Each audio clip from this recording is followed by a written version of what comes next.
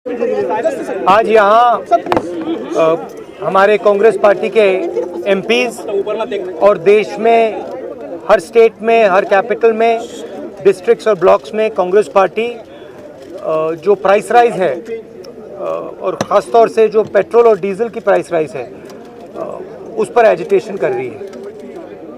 पिछले 10 दिन में 9 बार पेट्रोल और डीजल के प्राइसेस बढ़ाए गए हैं और इसकी चोट डायरेक्टली सबसे गरीब मिडिल क्लास लोगों को पड़ती है। हमारी मांग है कि ये जो प्राइसेस बढ़ती जा रही हैं, महंगाई बढ़ती जा रही है और जो पेट्रोल और डीजल के दाम बढ़ते जा रहे हैं, इनको सरकार कंट्रोल करे और पेट्रोल और डीजल के दाम बढ़ाना बंद करे। तो इसलिए हम सब यहाँ आए हैं।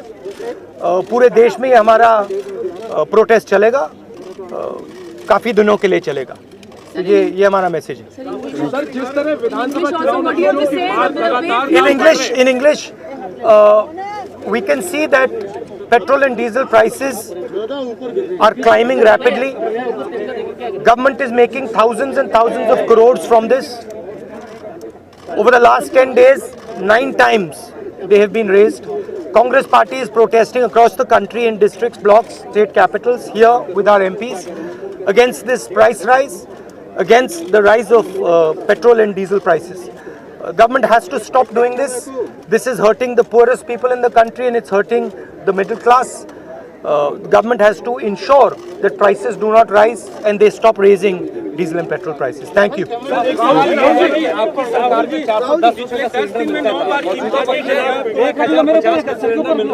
मोदी सरकार ने चुनाव के वक्त तो नहीं बढ़ाया, किस तरीके से इनकी मंशा है? नहीं, देखिए, वो तो सब लोग जानते हैं। गैस सिलेंडर की प्राइस डबल हो गई है। 102 रुपये है पेट्रोल का दाम आज दिल्ली में। ये तो हिस्ट्री में कभी नहीं हुआ है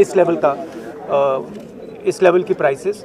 और सरकार का बड़ी सिंपल सोच है कि जितना भी पैसा गरीबों से निकाला जा सकता है उसको निकालो और 2, 3, 4 बड़े उद्योगपतियों के हाथ कर दो।